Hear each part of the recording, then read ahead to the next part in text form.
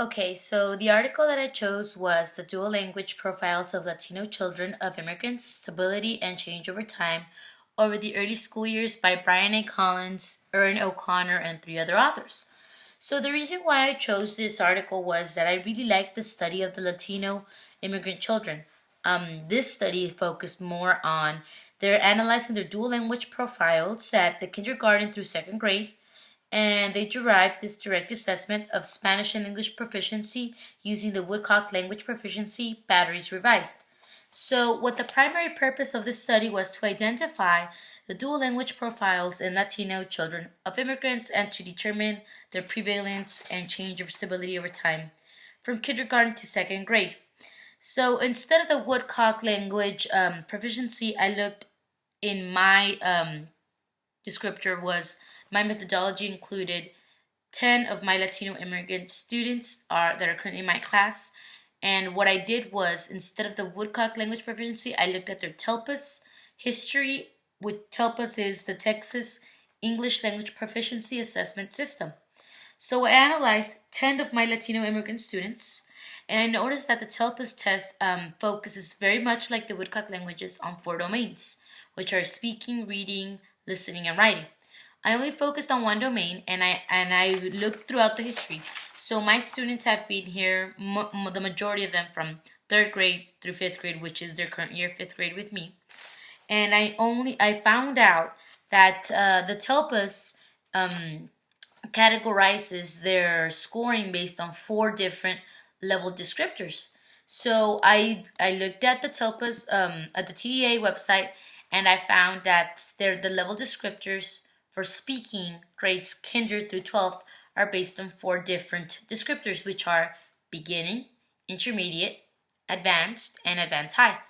In the descriptor, it states that in the beginning, English language learners (ELLs) have little or no ability to speak English in academic and social settings.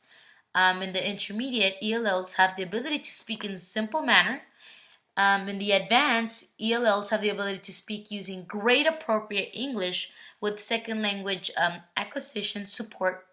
And in the advanced high, these are the advanced ELLs that have the ability to speak using grade appropriate English with minimal second language acquisition and support in academic and social settings. So I analyzed these descriptors, and then I looked at my students, and I wanted to know, if they grew a level or if they changed, or if they stayed the same, stability. My findings were shocking. Three of my students are still at the beginning phase, two are intermediate, three are advanced, and three are advanced high. And I related back to the research and the article that I was reading about Collins. There are many risk factors why students, especially Latino immigrants, do not progress with the English language. There are many risk factors. Here it states that there are multiple factors, such as poverty, exposure to neighborhood violence, fewer schooling options, less experienced teachers, low levels of family education, limited access to healthcare or no healthcare at all, like some of my students, immigration stress.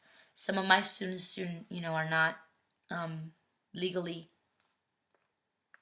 here, and they face discrimination. They don't face discrimination with adults mainly. My students face discrimination with the students alone. They always isolate the Spanish students. They only play with themselves, and they do not want to play with them because they're the Spanish kids. So these are some of the risk factors that I found why students don't grow. But what I did notice is that other factors also include, in my school, for an example, students do not have the proper ESL program.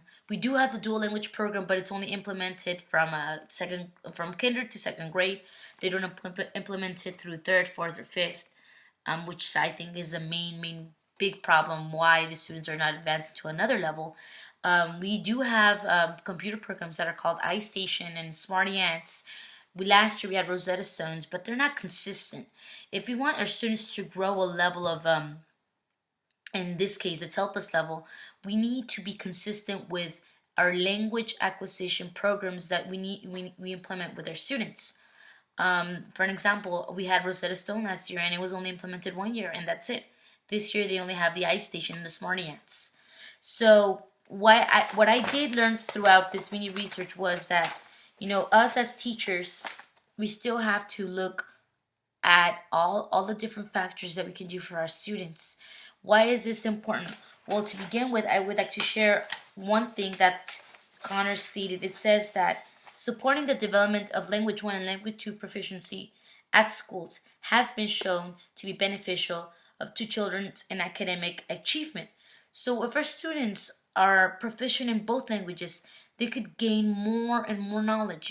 We cannot leave that first language behind. We also have to implement an academic and social setting about Spanish as well as the second language. We need to identify some patterns of the dual language development. We need to target intervention strategies, and this also gives us an understanding of what the risks may be, and so we can stop risk. This is just some of the findings of our new information, but we this study helps me understand why my students, especially the Latino immigrants, do not progress over time, and I do have a better understanding of the dual language children of immigrants, and I really like this.